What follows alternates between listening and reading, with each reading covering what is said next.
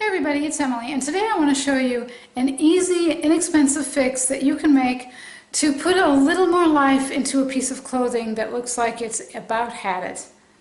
The fact of the matter is that today's fabric is, well, it's part of that whole planned obsolescence thing. Fabric really and truly literally does not last as long as it used to. My mother, who is now, what is she, 81 years old, has towels and, you know, remnants of clothing and things like that, she's had them since probably the 60s, the 1960s. And when I was a kid growing up in the 70s and 80s, you could buy a piece of clothing, and if you didn't care if it didn't go out of style, you could still have it 20 years later. But nowadays it seems like the most clothing you wear, I'm talking especially about the cotton, you know, the natural fabrics, and to an extent the synthetics, but I've seen it more in cotton. The weave is a lot cheaper, and a brand new piece of clothing can start having holes in it after a couple of years, maybe even less than that, depending on how much you wear it. So, a big part of homesteading is, you know, using something as long as you can. Instead of throwing things out when they break down or start to get worn out, instead of throwing them out, you either think of a way to reuse them or a way to repair them. So we're going to work on that today. This is a really cute summer dress. And it's really cool. It's a great, it's cotton. It's got, so it's kind of two layers. It's got this outward layer that has a pattern, and then it has a brown lining. It's all cotton, so it makes it cool. And it's great to wear when it's, you know, 90, 100 degrees, but woe is me, look. Last year it actually started shredding. You know, a stitch in time saves 9. I should have done something last year maybe. And I have to say also that with the experience of trying to mend Jerry's cotton shirts, the mend I'm going to make isn't going to last very long, because what I'm going to do is when I sew something on here, well, that's going to put holes here, and that's actually going to stress out the fabric a little more and probably cause it to rip. But, I mean, right now, that's just kind of ugly, those two little tears. The thing about this repair is this would be kind of right over the middle of my abdomen, right here.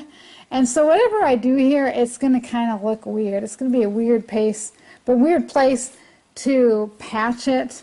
But I'm going to do something anyway. This is just an everyday dress that I wear around the house. I might wear it to the local grocery store, but, you know, and who cares? I don't care. I'm not trying to impress anybody. I don't care, you know, what people think about, oh, she's got a patch on her clothes. So the easiest thing to do would be to go out and buy some kind of sort of iron-on patch to cover that up, some sort of cutesy thing. But I'm not going to do that. I'm not even sure there's anywhere locally I could get one. I'd probably have to order from Amazon. But I have in this bag, I have lots of old fabric remnants. I'm going to look through and see if there's anything that would match the screen and brown. And if not, we'll go to the Tough Shed and look through some more material scraps. So let's do that now.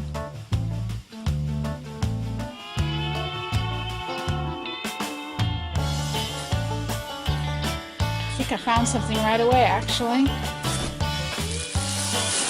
Ta-da! No, just kidding. I have two types of green fabric here. This is pretty heavy. It's heavier than I want. What about this?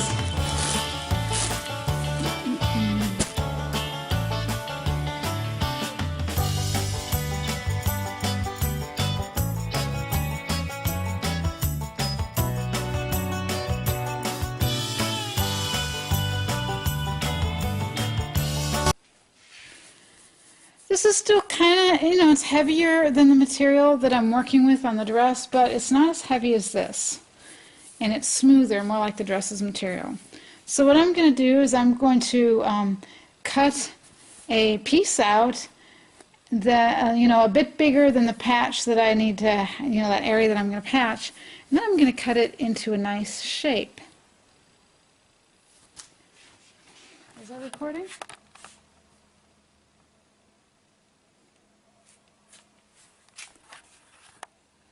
So as you can see, I cut a heart-shaped patch, and it may be a little bit big for the area, but I'd rather cut it too big than accidentally cut it too small. Now, I used to have a product that you could squirt along the edges of fabric, raw fabric like that, to prevent the edges from fraying. So come into the bathroom with me and let us see if I still have that and if it's still any good.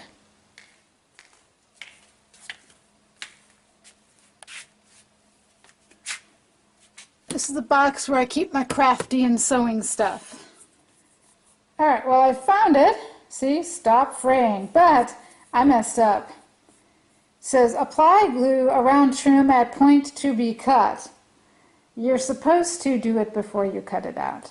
So I'm just going to skip this step and sew it on. I do not have a sewing machine. Once in a while, at times like this, I wish I did. But, oops, sorry. I'm sure that made a lot of noise. So here's my emergency patching sewing kit. I've got threads of different colors, my needle, pins. So let's get to work on putting that thing back together.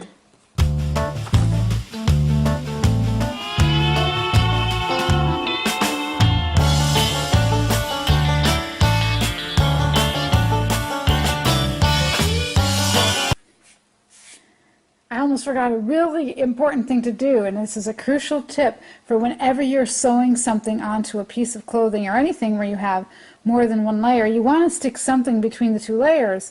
I don't want to accidentally sew the front of my dress to the back, do I? So I'm going to slide the lid of my sewing kit in there, and then I won't have that problem.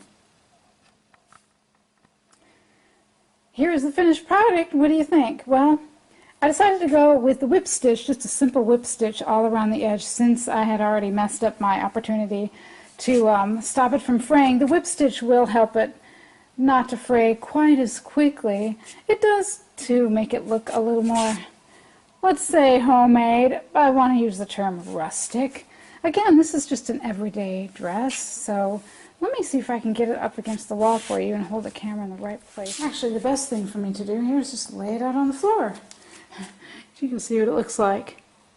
The absolute best would be for me to put it on. But anyway, you see, even from a distance, God, that green matches almost perfectly, doesn't it? It's just a cute heart. You know, you can probably tell it's an attempt to patch up, but who cares? It's still cute. I love this dress.